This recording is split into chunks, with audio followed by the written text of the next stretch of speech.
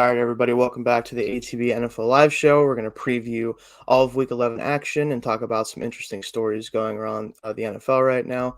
I'm your host, Shane Kubis. To my left here, I guess, or in my case, my right, is going to be Tony's Nation here. How you doing, Tony? I am doing great, Shane. Thanks. Excited to be here for a Week 11 preview. And below me here on the screen is going to be Zach. How you doing, Zach? Not much. What's going on, everybody? Excited for another wonderful week of NFL action where I don't have to worry about my team losing this week. Yeah, you should be excited. You're coming off of an interesting week picking games. We'll talk about that a little bit, but Yes. So definitely want to get into the action. But we are going to talk about some interesting stories going around the NFL first. Mostly the one that I want to talk about to start is the biggest story of the week, honestly, and it's not even anything related to a game per se. It's about where the game is going to be played. The Bills weather fiasco situation where, we were thinking about having a awesome snow game, reminiscent of that Philly-Detroit game, I think, from a few years back and stuff like that. And then, of course, the game gets moved, and for good reason, even though people seem pretty mad. So I want to start with Tony here because obviously his team is involved in it. But what do you have to say about that, Tony? Yeah, so I think we can all acknowledge snow games are just awesome. They are very fun. We get the pictures of Megatron with all the snow in his mask. We get the Shady McCoy 250-yard games. We all love snow games. This would have been a good snow game if people could get to it safely and it didn't harm or really, risk the lives of just normal citizens in the city of Buffalo. Just like a few points on this. So to the people that are saying, oh, this is why they need to build a dome. That's not the issue. Nobody cares about the dome right now. Like shoveling out the stadium, that's easy enough to do. They have an indoor practice facility. They had to cancel practice because the roads were closed, because first responders need to use those roads. And if cars are blocking them, people die. A couple of people have already died in this storm because idiots were out there ignoring travel bans. They got stuck on the road. Ambulances couldn't pass and people died. So to divert any of those emergency resources to the stadium to babysit a bunch of like 70,000 drunk toddlers, like that's not how we use emergency personnel. They had to call in the National Guard to get people help who had dialysis and they had to get to their homes. Like, it is so important to recognize this is not playing in the snow is tough issue. This is a public safety, natural disaster issue. So like, I get it. The Bills have had some weather related jokes this season. It's fun to make jokes, but like to think that the Bills are actually at fault or that we've been robbed, like just zoom out and be like, oh yeah, it's because people's lives are at risk in these storms.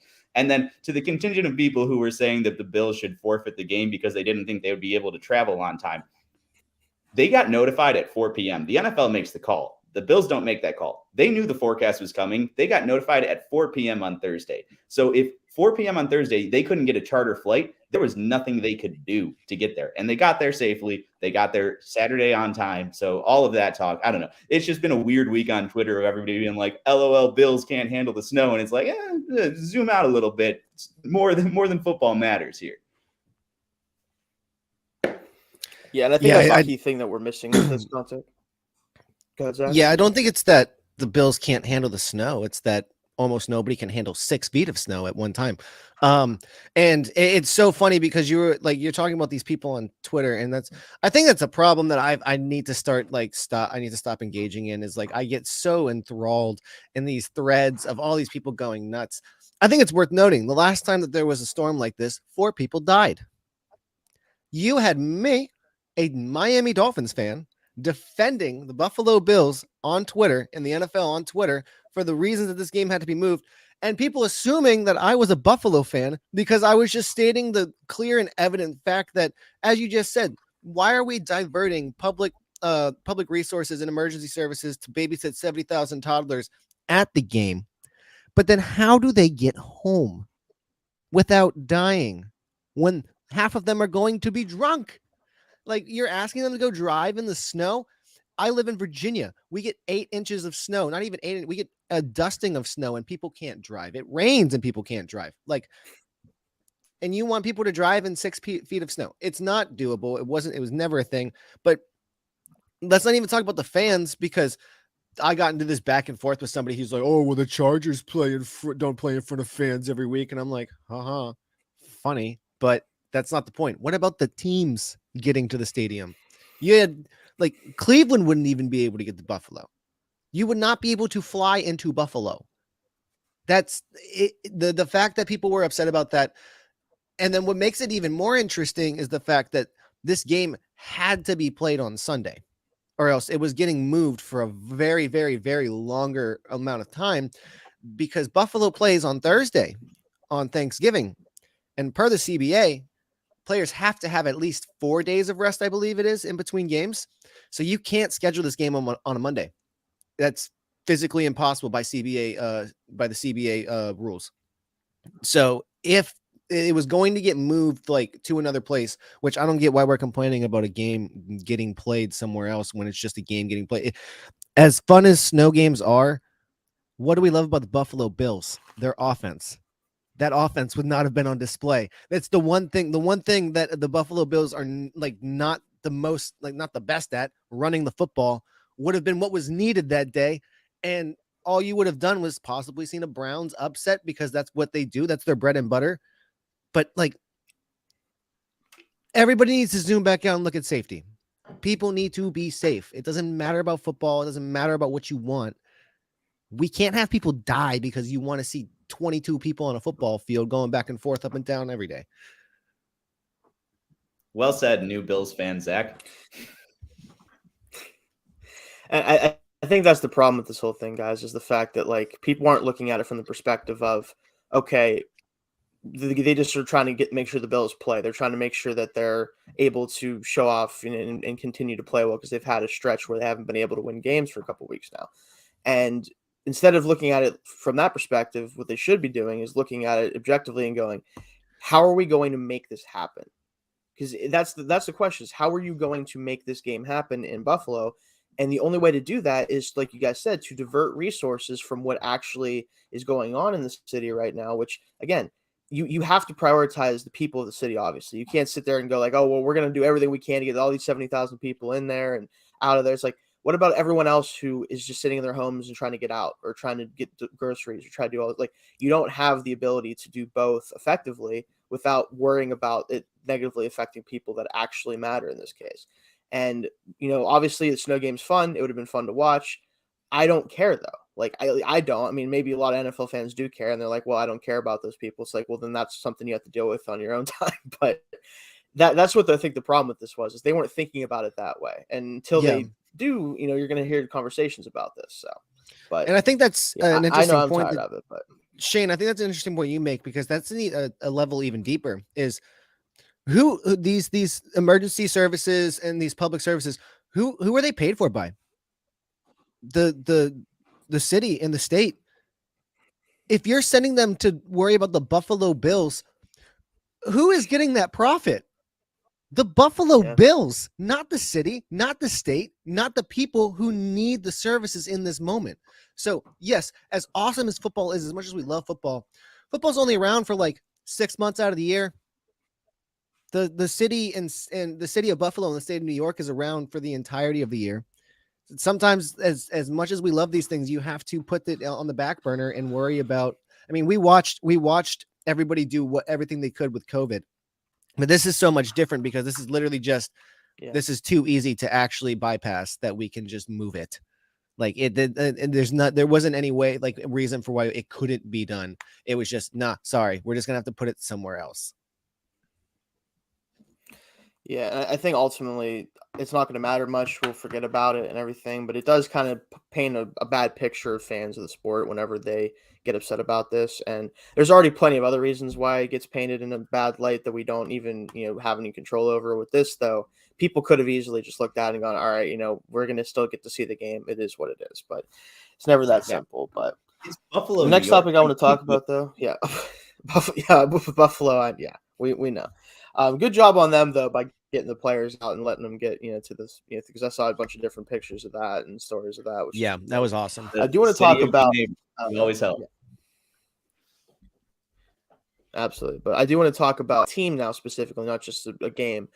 Vikings, right? So obviously I've been on record so far this year saying that I believe they're fraudulent to a certain degree.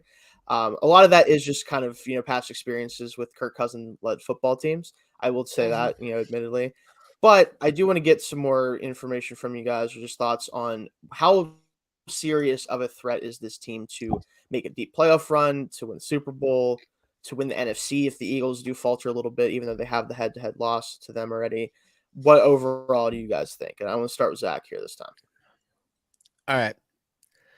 I view the Minnesota Vikings the exact same way I view the San Francisco 49ers.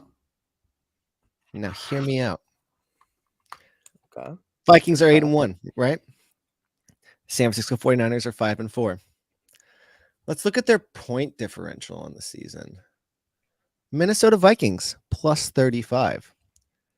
San Francisco 49ers plus 35. Interesting. Points against 191. Points against for San Francisco 163.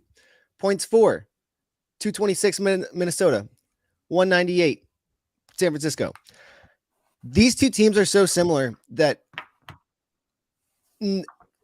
Minnesota just has the advantage that they play in a bad division. Like literally every single one of them is struggling. One of the picks last week, I picked Detroit to beat Chicago. There is no reason why on any of this green earth that should have happened. I watched that game from start to finish, and that was the nuttiest game that I've seen. But you have a 3-6 team and a 3-7 team, a 4-7 team with Green Bay, who just lost to the Tennessee Titans, which that's another team. I have no idea what to make of them. Minnesota has some really, really good things that translate late to a playoff run. They have some playmakers on defense that can get a very timely turnover whenever they need it. Harrison Smith has been like the guy this year for them. They have the running game. They have the receiver. But it all hinges on the fact that I don't trust Kirk Cousins. He has shown time and time again that when it comes down to him having to make the play, that he can't do it.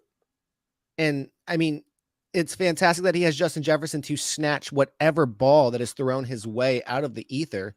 But like, if you had to ask me if I'm betting on an 8-1 Philadelphia Eagles team or an 8-1 Minnesota Vikings team, as much as Philadelphia has their own issues, I trust Jalen Hurts more than I trust Kirk Cousins. Like I just because I trust him to go out and win a game for me more than I trust Kirk Cousins. If we're just talking about the quarterback themselves, not like the other people on the team, because we're talking about Dalvin Cook. Yes, I trust Dalvin Cook so much more than I trust Miles Sanders, but that's a completely different argument. But I don't know. They're such a weird team. Like just the advanced metrics don't look good. They're really nothing special. I mean, let me look. Where's my other favorite example? No, Jacksonville's losses are starting to catch up to them. But even Jacksonville has a plus 11 point differential. It's the same thing. You're just winning a bunch of one-score games, which that's important. But where are your blowouts? Give me your blowouts. Yeah, what do you think, Tony? I think I'm going to be a little bit nicer to the Vikings, but it's not because I think they're a great team. And like, no, I'm not the like sour Bills fan after that loss. The Vikings earned that win by doing really, really incredible things in really, really improbable situations. And that's how you win football games. The beauty of football is that it's not a 7-game series to determine, give every chance to let the best team prove that they're the best team. It is one game and anything can happen. Last year, we saw 2 4 seeds face off in the Super Bowl, and both of those were very improbable runs and required a lot of just lucky bounces. And that's what football is. It's lucky bounces. The best teams don't always win. It's a single elimination playoff. So 100% of the teams that have won a Super Bowl have made the playoffs. That's a fact. And the Minnesota Vikings right now, they are 8-1. They're going to win the division. They might potentially get a 1 seed. That's what you need. That's the entryway ticket. All they need is to continue to have that luck when it matters most. And as long as you're in the dance, you're eligible. So are they a contender in the sense where I think they're like a super team, like they're like the Chiefs of 2018? Like, no, I don't think they're that incredible team. But the fact that they're here at 8-1, the fact that they're going to be in the playoffs, and the fact that they have proven that they at least know like how to set themselves up for luck, like, you needed luck for Justin Jefferson to catch that one-handed on 4th and 18, but you needed to throw the ball to Justin Jefferson and let your guy make a play. and they know what to do in those situations. They know when to allow luck to take over, and that makes them a contender, as weird as it sounds. So I wouldn't be surprised if we come out of this season and the Vikings play in the Super Bowl. I wouldn't be surprised if they win it, just because football is a sport of extreme variance and single elimination games. And right now the Vikings are poised to be in it. Have you guys looked at the rest of their schedule? No, I assume it's going to be very easy, though. That division isn't that great. Oh, my Lord. They play the Cowboys this week. They play the Patriots at home, the Jets at home. They go to the Lions. They host the Colts. They host the Giants. And then they end at Packers, at Bears. That one seed's on the table. Yeah, the Minnesota Vikings are the Tennessee Volunteers before yesterday. You have your chance. Go win it. Go get it. It's there for the taking. I think, guys, my thing with the Vikings at this point. So if you look at there's a couple stats that I wanted to bring up here. 1 second here. I had a spider in front of my face. We've got to take care of that. Anyway, so if we're looking at some of the stats, right? And I've been on record saying that I think that they look at the first thing. If you look at their yards, right, on offense and defense, they're being outgained on the season, right? Generally telling you that their defense is more bend not break unit. And obviously there is some luck to that. Like you said, Tony, sometimes it's just being able to buckle down in the red zone. We saw that against the Bills to some degree. But I think the more important thing when you look at it is some of the discrepancies. Like right now, they're second in turnovers forced on defense, right? They have 18 turnovers forced. If that turnover luck continues, then I think this defense can survive being able to be run on and passed on at a pretty high rate, right? You can survive that in the same way kind of the Saints defense that won them the Super Bowl whenever they could get turnovers, weren't the best defense in the world, but they had the timely turnovers, right? If you can have that type of defense, that might work out. But the offense is also just above the top 10 right now, and they do have an easy schedule. But I think that this is a situation where if they do falter at all offensively, and the defense does start to go kind of revert back to where they really truly are ranked in terms of yardage allowed and things like that, you could see a downturn going into the end of the year, and that could set them off where they will have to go either they're going to have a home playoff game, but who are they going to play? I think that's the most important thing for this. Yeah. Can they get out of the first round? It's most likely going to be who has to come to Minnesota, and do they get a week to be able to wait and prepare for whoever that team is. If they can do that, if they can get a number one seed, I could see them at least making a conference title game, but I don't think this team is in the upper echelon of teams. And if they do make the Super Bowl, unless a surprise AFC team makes it, I think they're going to be heavily just thought of as an underdog in that game, and rightfully so. So you're telling me the Minnesota Vikings defense is the Brian Flores Miami Dolphins defense?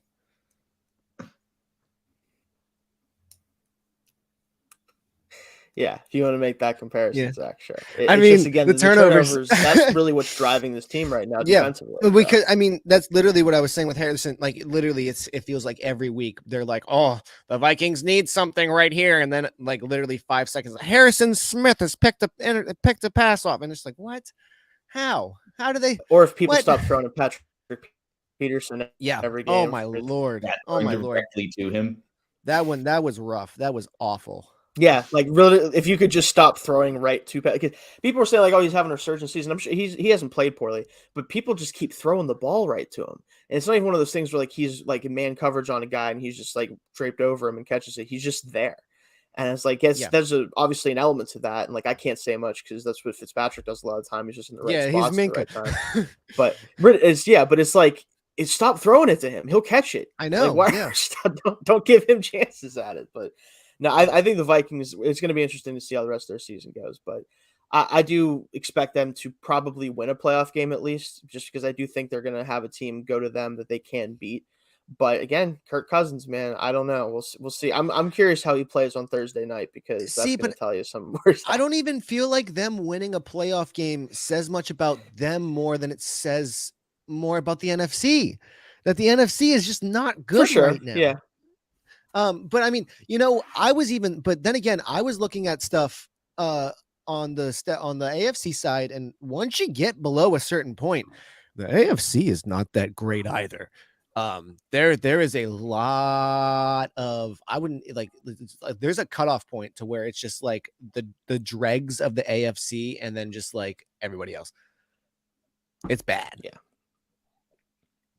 A lot of 3-win agree, teams. guys, but yeah, I know, unfortunately. But moving into the next thing here, guys, I want to talk about the actual games. We're going to get started with that. I know, Zach, you do have a segment you want to bring back for this week, though, if I'm not mistaken. Yes.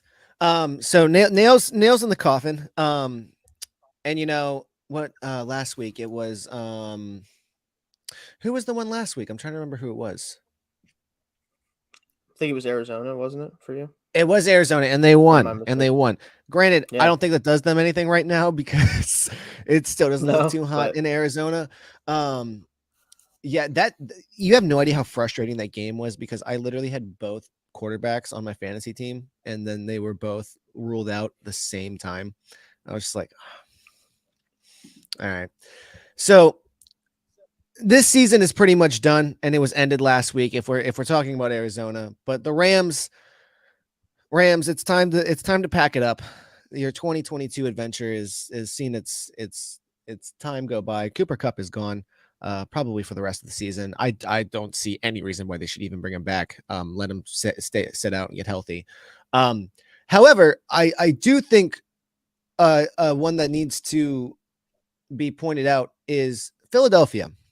Now, granted, I just said I would absolutely take Philadelphia over the Minnesota Vikings. However, the loss last week was a bit concerning because there were some things that were kind of already an issue that really got pointed out a bit more with their way that they were defending the run, and they went out and signed Joseph Linval and Ndamukong Suh to try to stuff up the center.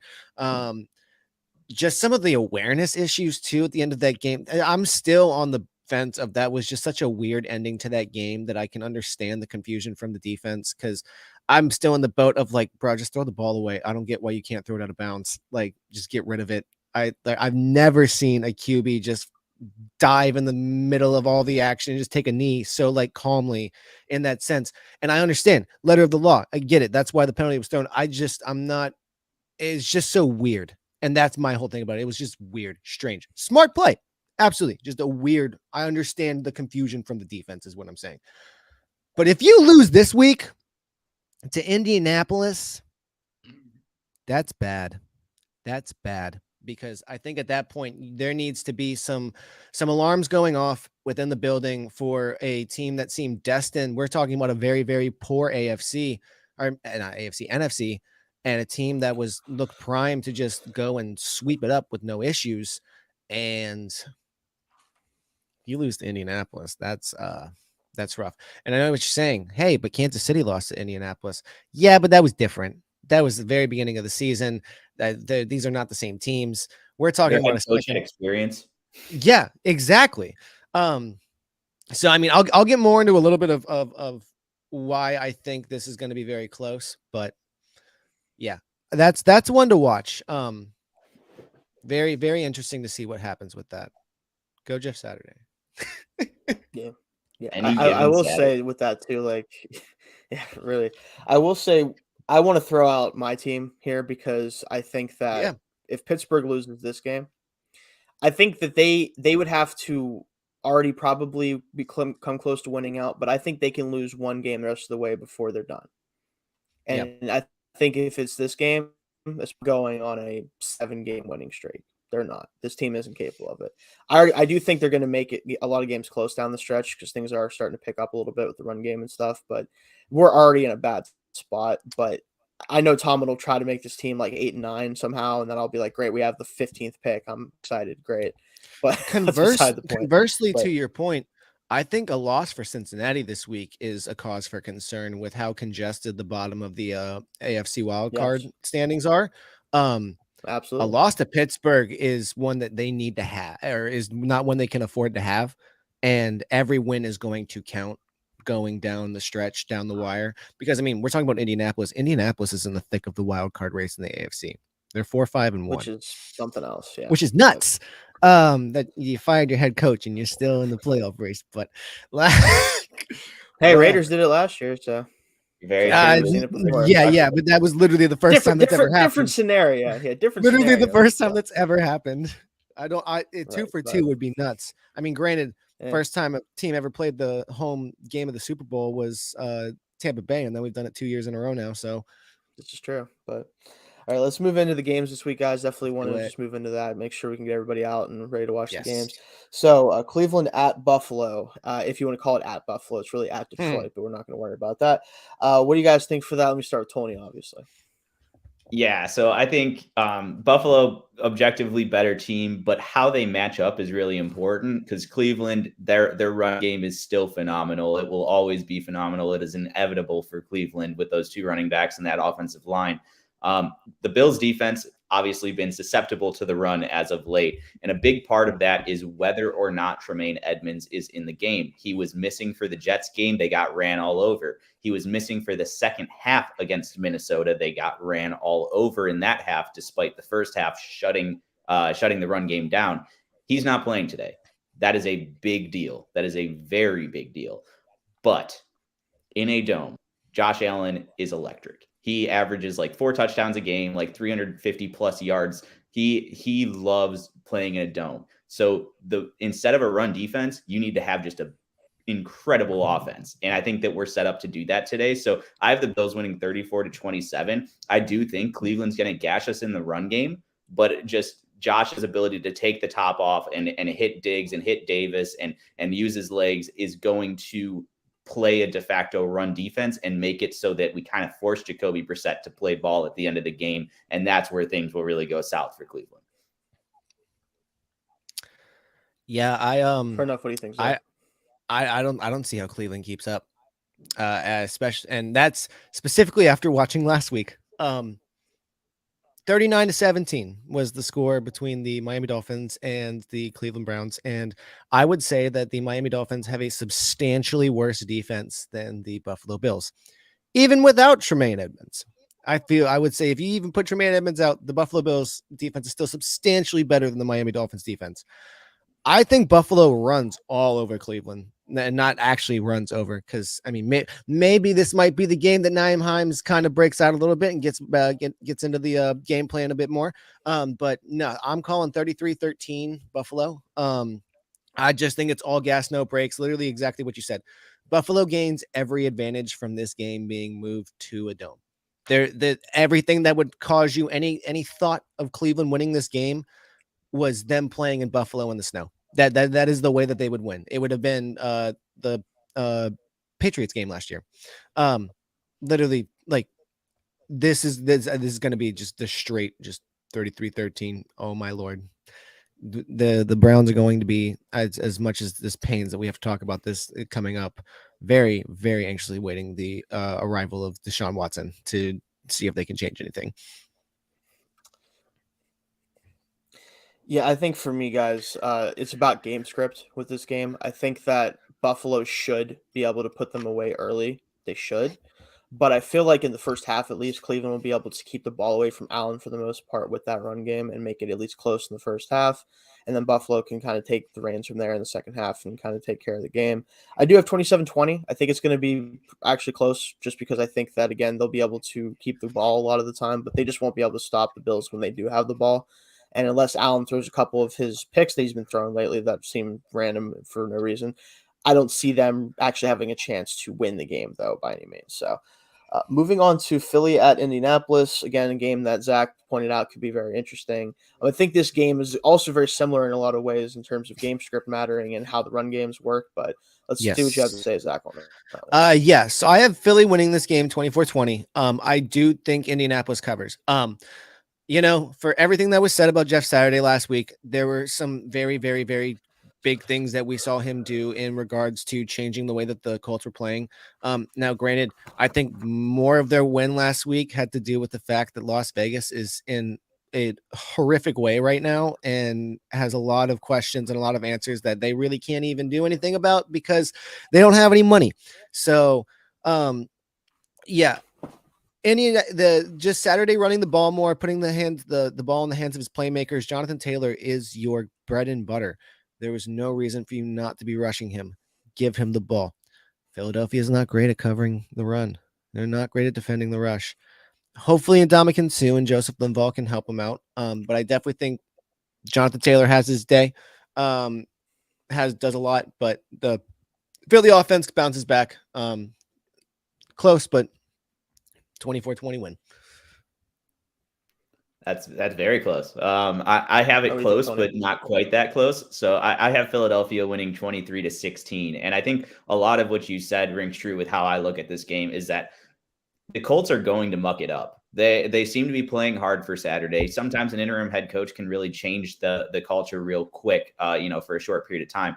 But they're going to shut down the run a little bit, but the Eagles have other ways to move the ball. They're missing Dallas Goedert for sure, but they have other ways to move the ball. And the Colts offense, it's going to be a Jonathan Taylor game for sure. And they're probably going to get plenty of yards, but do I expect them to be able to finish consistently in the red zone? No, not at all. This Eagles defense they're ball hawking if they have to switch to the pass.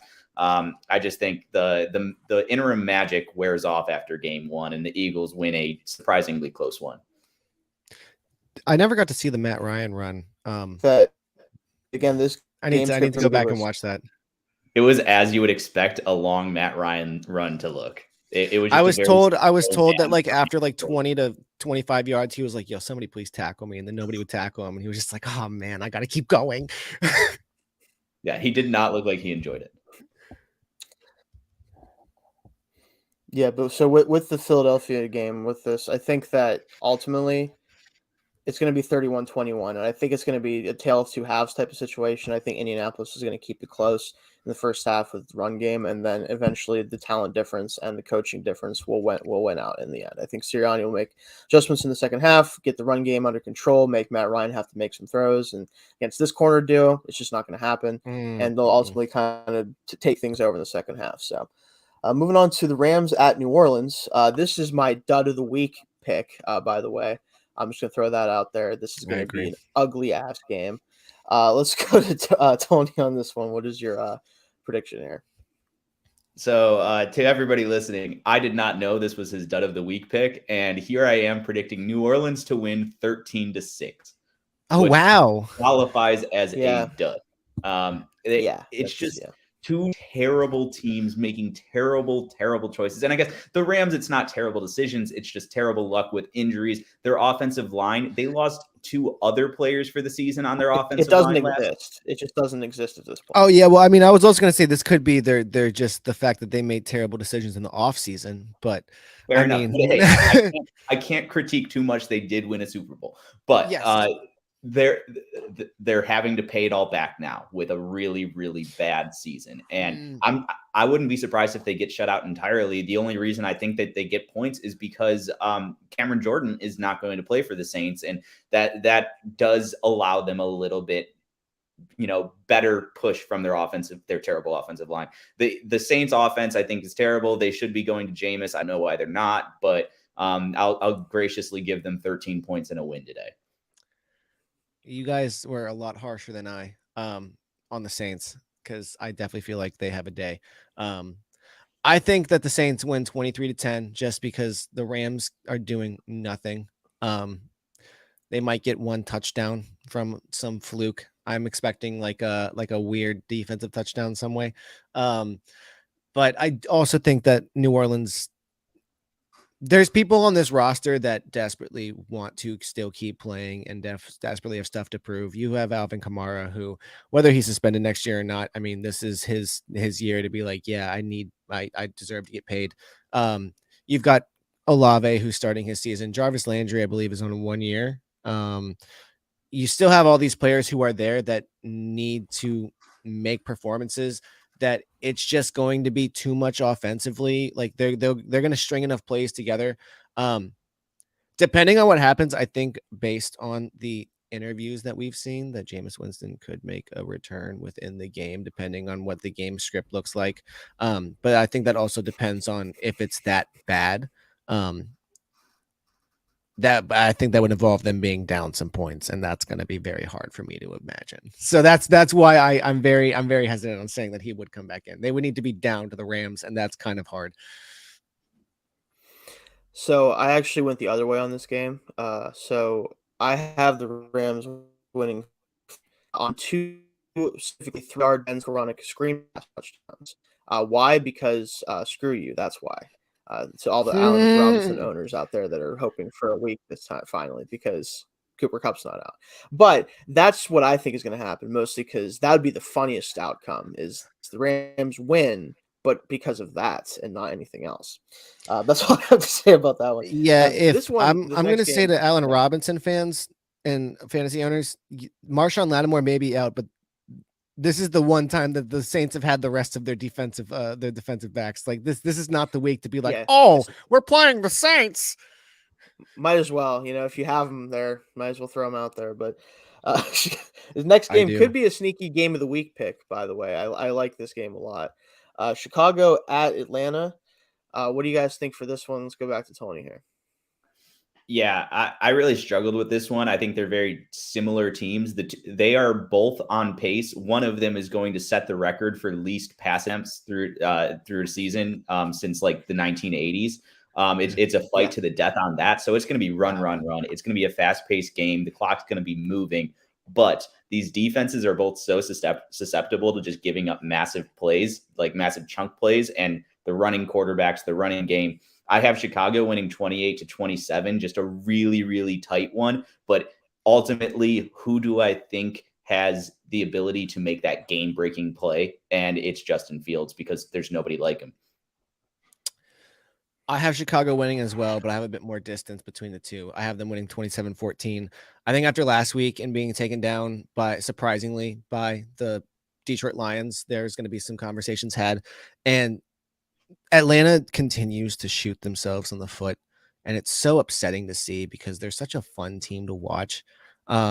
It's crazy to think that here we were a couple weeks ago talking about them possibly winning the NFC South, and now it's just like, I don't know. I think the magic and the allure is wearing, because the thing with Chicago is Justin Fields is actually making some passes now as well. Mariota's not making those passes.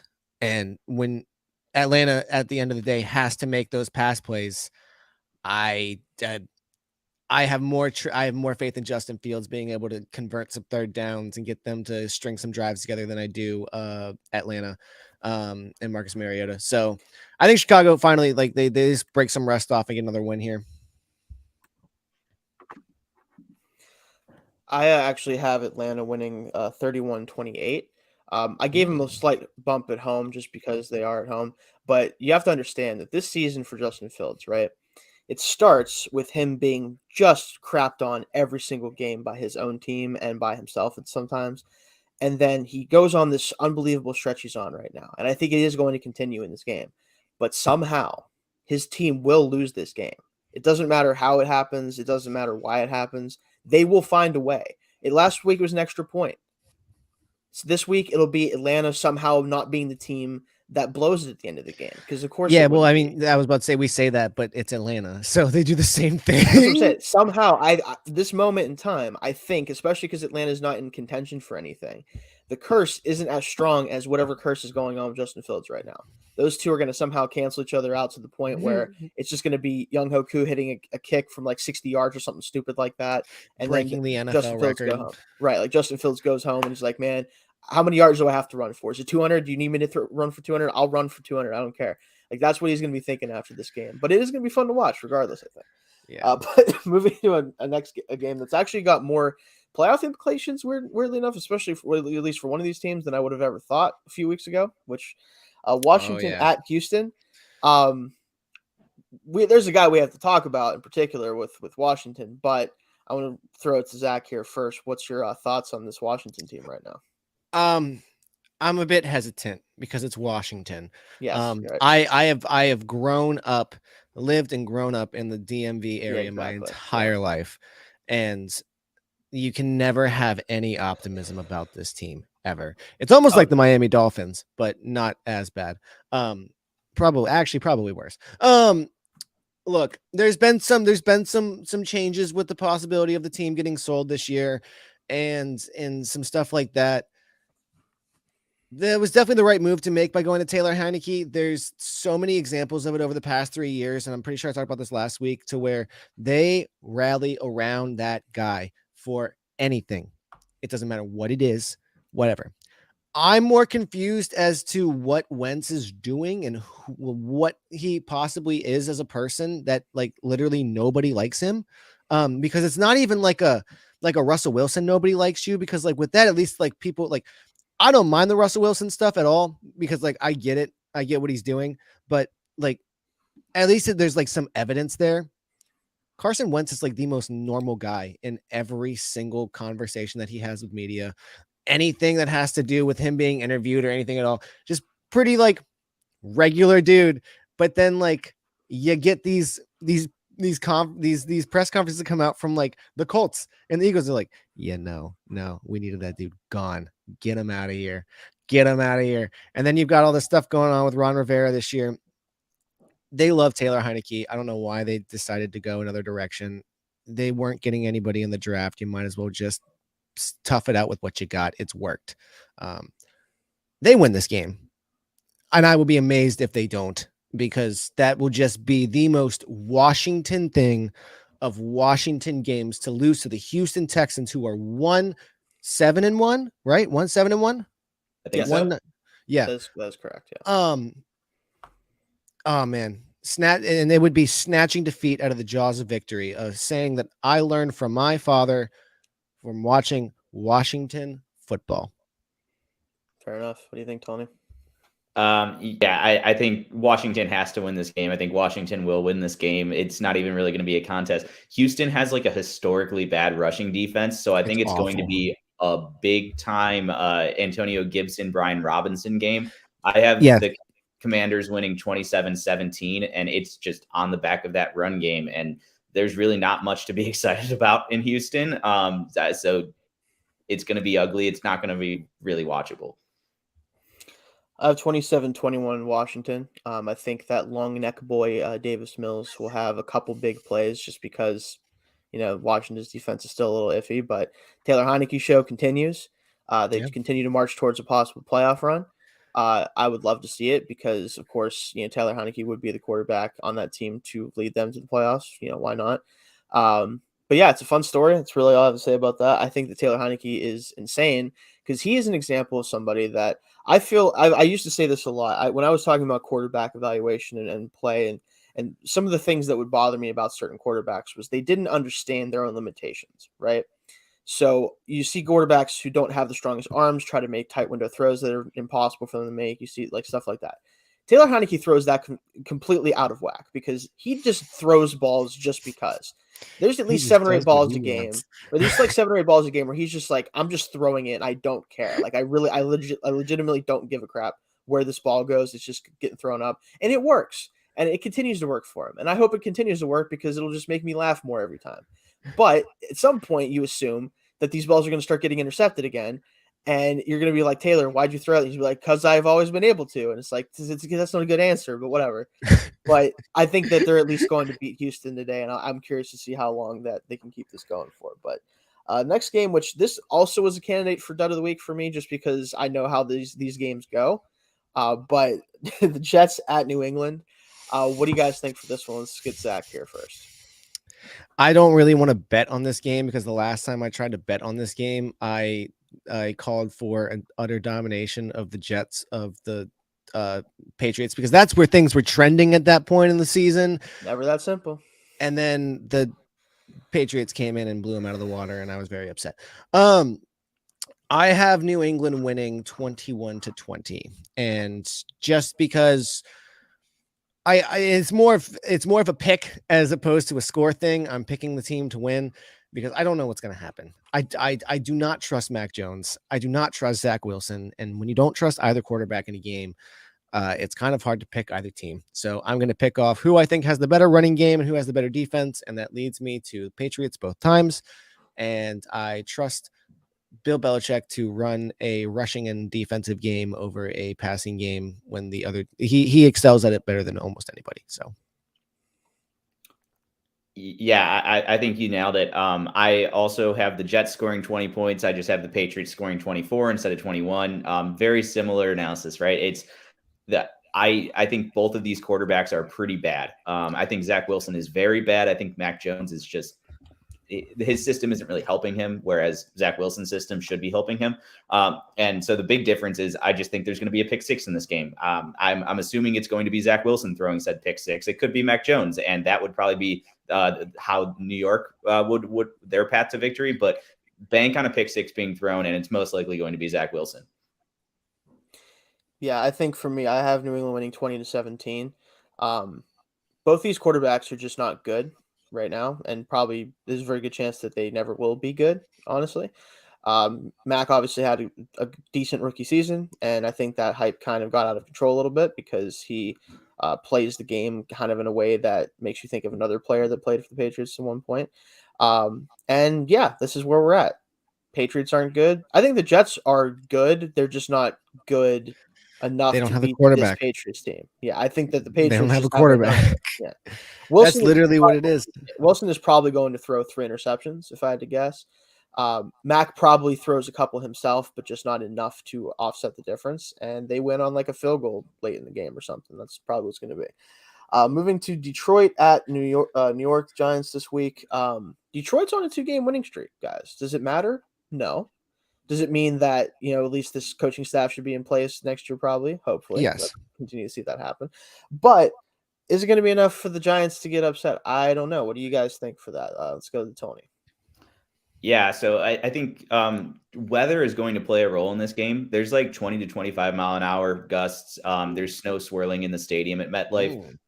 It's going to be a run heavy game. Luckily, these are two teams that's kind of the only thing they know how to do. But I think the Giants, it's going to come down to coaching in ways that give you like win probability advantages, and that the Giants are kind of elite at that right now. And they just keep on scraping by in various ways. And so I expect that to continue. I have them winning 24-21. I think it's going to be close. But I trust Saquon in a running game than anybody that the Lions have to offer. Yep. Yeah. If it's going to be a rushing afternoon, I wouldn't be too hyped if I were the Detroit Lions. The Detroit Lions are currently allowing, sorry, I wanted to pull it up real quick. 160.9 yards per game. The second worst in the league behind the NFL's like historic worst Houston Texans at 181. That is an insane number, 181 rushing yards per game. Granted, the Giants are not far behind them, but I'm more worried about Danny Dimes and Saquon Barkley just gapping the Detroit defense than I am about DeAndre Swift and all of them. There's just more plays that I can see being made for as you were saying, Tony. Like they're just playing better coached football. There's better decisions being made. There's more winning decisions being made, which is what has been missing in New York for the longest time, which is why you're seeing this. They have a good roster. They just had awful coaching decisions. I mean, what do you expect me of Joe Judge? Like, come on. But yeah, I have ironically, I have them winning a little big 35-17. I just feel like Detroit's mystical 2-game stretch is more so over as opposed to like the Lions or as opposed to the Giants just being that much better. I think it kind of builds up that mystique a bit more. Yeah, so I have the Giants winning 28-24. I think it's going to be a ground and pound game, like Tony said, and I think you agree with that, Zach. But I just think that, again, the Giants are better in this situation than the Lions are, and just enough to come out with the win. Giants just don't really beat teams badly, so I hesitate to have them beat anyone badly, especially in a game that's probably going to be on the ground a lot. But I think Saquon Barkley and Daniel Jones both probably have 2 rushing touchdowns or something like that, and they get out of there with the win. But moving on to the next game, we got Carolina at Baltimore. Definitely a dicey game for Carolina fans. I don't know if you want to watch this one. Granted, Mayfield has had some success against the Ravens in the past, but this is not the same team that he had when he did that. What do you think of this one, Zach? How do you see this one going? Lamar Jackson gets it done. I don't see much else of anything to happen. Steve Wilkes has done a great job the past few weeks of like coming in and taking over Carolina. I definitely think there's some reason for bringing him back next season and seeing what he can do. but this game is not going to be one to point to for that argument. Baltimore wins 31-10. What do you think, Tony? Yeah, I have Baltimore winning 24-10. Basically, what we're seeing in Washington, where the quarterback that got traded in and was supposed to start, but got beat out by the electric kind of like, just spicy guy behind him. The Washington Commanders are doing it the right way. They're letting Taylor Heineke continue to play. That's what the Carolina Panthers should be doing with PJ Walker. He's better than Baker Mayfield right now. And he needs to be starting. And until then, I'm not going to pick them to win a single game. So the Baker offense is going to be stifled. The Panthers defense is good. They're going to give the Baltimore offense some fits, I think, just with Jeremy Chin being back, but it's no contest. Baltimore wins. Yeah, I will stay with that. I believe that PJ is hurt right now, and that's why Baker's starting. Yeah. So that's a big reason why. Oops. But just want to throw that out, Tony. So I think we might see him again unless Baker really takes off. But God, I hope so. Yeah, I do have Baltimore winning 27-17. I do think that, again, there's a better team. I think that it'll just Baltimore's offense is kind of weird right now, so I'm not too worried about them scoring a ton of points on Carolina, but Carolina just can't score at them. I think it's just going to be pretty easy to see. Moving on to Vegas at Denver here. This was my second pick for Dud of the Week, actually, of course, because it's these two teams. Let's start with Zach here. What do you say? This is my funky score of the week. I have Denver winning 18-16. I don't ask me how Las Vegas scores 16. I don't know, but I definitely feel like Denver misses scores a touchdown, misses an extra point, and then kicks the rest of the field goals, and that's how you get your 18. But yeah, awful game. What do you think, Tom? I also have the Broncos winning, and I also have it ugly. I have them winning 16-13. They love to score 16 points. New play caller in Denver. Yeah. I don't think it matters. Yeah, I got 17-16 Denver. So continuing the dumb scores. I'm going to basically just take the team who is probably going to fire their coach over the team who literally can't fire their coach because they don't have any money. That's basically where I'm at with that one. Hey, we all had 16, so hopefully one of the two scores 16. Oh, for sure. I'm sure. It feels like it's going to happen. Cincinnati at Pitt. Pittsburgh. You see behind me. You know how it is. Tony, what do you think on this one? I think it's going to be close. I think Jamar Chase being out and TJ Watt being in makes a ton of difference. I still have Cincinnati winning 20-17 because they do have other playmakers, but I think it's going to be a really close, fun AFC North divisional showdown. Oh, I think it's going to be a fantastic Sunday for you, Shane. I have the Pittsburgh Steelers winning 24-21. And actually, ironically, think that this game probably should have ended up staying in Sunday Night Football, given all of the issues that we've seen now after the last week with the Chargers. But I think it's going to be a good game. The Pittsburgh's offense coming back in 24-21, get the win and get out of there. For me, 27-20 Cincy. I don't trust this team to score more than 20 points still. They should have scored more than 20 last week, but that was because our replacement field goal kicker can't kick field goals, which is usually not so great. But how I just want to talk about this real quick, and this is the main reason why, even without Chase, I'm hesitant to pick this team. They should not have beaten this team week one. It took literally every weird NFL thing that can happen for it to happen. You had like a 4-interception performance from Burrow, a blocked extra point, a missed field goal. The holder got like that. Exactly. Like it took everything with a mostly TJ Watt within that game most of the time, 7 sacks, all this stuff, and we still almost didn't win. And to me, that tells me that we're not meant to beat this team twice in a season right now. I think since he gets it done, and then I get to hopefully just get a high draft pick at some point, next year. But I'm not too worried about that right now. I forgot about that game. Yeah, it's tough, man. So we're gonna skip this next game just because I want to highlight this as kind of the game of the week. This one should be the game of the week, honestly, but I think that it might end up going pretty poorly for one of these teams. KC at Chargers here. What do you think for that one, Tony? So you said you think it's going to go poorly for one of the teams. I'm about to blow your mind. I have the Chargers winning this game 23-20. So hear me out. I think it's going to be a defensive battle. We've seen every single time the Chargers and Chiefs have squared off in this Brandon Staley, Justin Herbert era, it has been a one-score game, usually decided by 3 points, sometimes in overtime. It's going to be defensive. The Chiefs are without a ton of their weapons. The Chargers are getting their weapons back. I think it's going to be a big-time Mike Williams game in just man-to-man coverage. He's just going to beat guys up. and they're going to come out with the win. Fun. All right, what do you think, Zach? I think it's going to be an awful night for the Chargers. I do think that them getting their weapons back is going to be good for Justin Herbert, and I have the Chargers scoring 24 points. However, I have Kansas City scoring 38 because I don't think it matters who Patrick Mahomes has to throw the ball to. It's going to be a fun night. And also, we're talking about bad rushing defenses. The Chargers are bottom 5 in rushing, and Pacheco is going to have himself a night.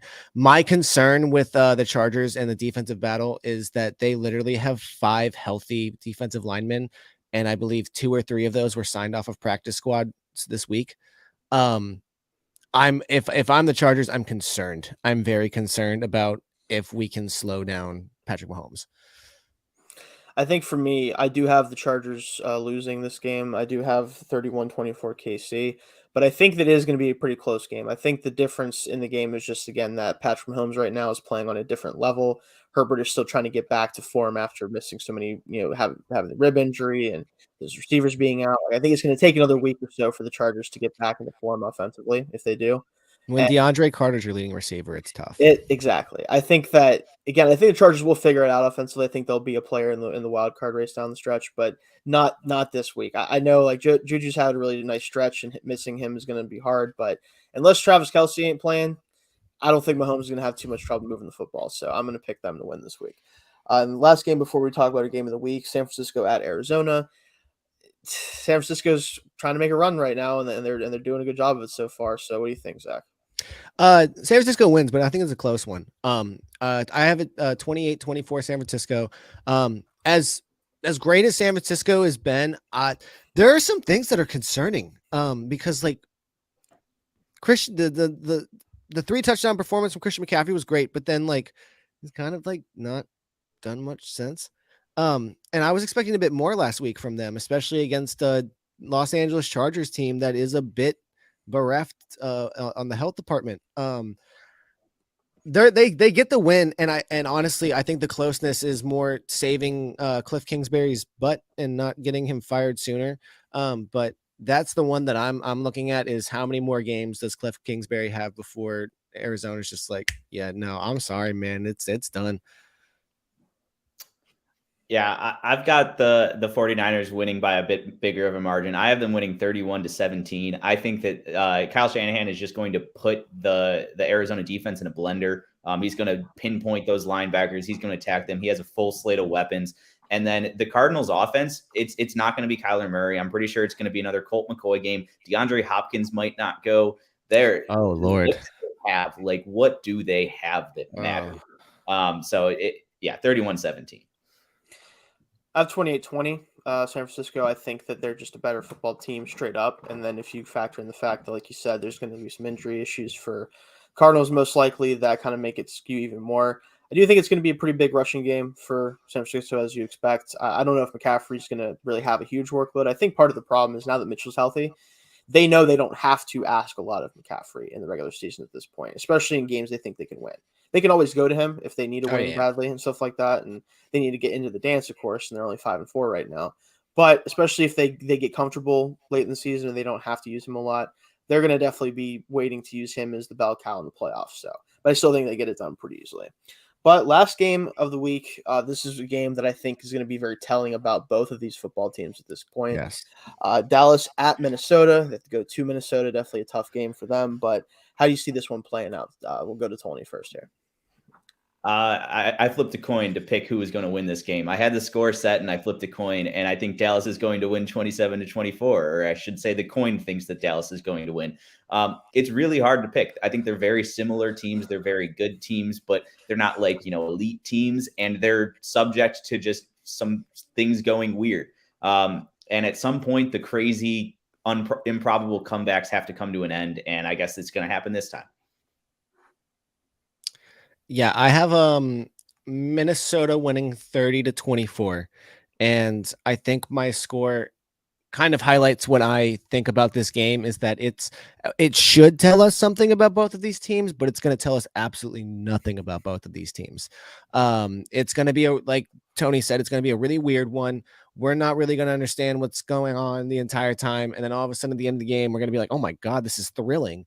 And it's going to be a final. I like, part of me wants to be, it's 24-24 going into overtime. And like the first team who gets the ball stops the drive. And then, oh wait, touchdown ends the game, right? Touchdown will end a game. Yeah. And they won't kick an extra point? No extra point. Okay, yeah, then there we go. Overtime touchdown. That's what there we go. Overtime touchdown. But but even more, I feel like Dallas might get it to start overtime, mess up, and then the Vikings just go ahead and score the touchdown anyways. They don't even kick the field goal. They're just like, screw this. We're gonna do it that way. I don't know. Minnesota, like I said, it's nothing against Minnesota. I don't think they're a bad team. They're a good team. I just don't think they're a great team. I definitely think there are some very, very, very obvious flaws. But on top of that, Dallas has some even bigger flaws. And, they got gashed by Aaron Jones last week. And that's literally all that I would have expected Green Bay to do after watching how they've played the past few weeks. Now you've got Dalvin Cook coming. Not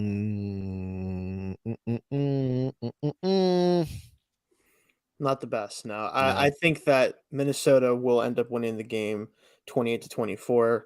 I think that at this point, if you look at Dallas, and obviously these conversations they've been kind of creeping up. I've seen people say this.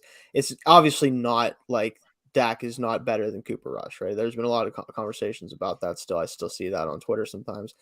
But Dak is not playing well right now. Yeah, they need him to play better than Cooper Rush. Exactly. Like he's just not playing well right now. Yeah. And I think a lot of it is, obviously he missed some time and he's still getting back into it, but you could just tell he doesn't seem comfortable. He doesn't seem like he's seeing the field that well sometimes. The picks were brutal against the Packers. Like they were just bad picks. And it's one of the reasons I've hesitated for years to put him in the top 10 of quarterbacks because people keep telling me he's the top 10. I'm like, I don't like, there's games where he is 100%. And then there's stretches like this where it makes me think like, man, like all the pre-snap stuff he does well and the reading, but after the snap, it feels like sometimes he just gets lost and like he'll throw balls for no reason. And unless he really steps it up, and he's going to have to be a big game from him for them to beat Minnesota at home. And I don't see it happening this week. So I got to give the edge to Minnesota at home in this situation. But that'll wrap everything up for week 11, guys. I think that's going to be, you want to say anything, Zach? I want to pose a question for next week, and it can be what we lead our discussion on because we were talking about the Rams being cooked. Mm-hmm. And I was listening to a couple of podcasts this week talking about the Rams. A la the Madden style development of the roster building that the Rams did. Okay. Would you trade a Super Bowl victory for being absolutely awful? Like as bad as the Rams are the next like couple seasons. Yes.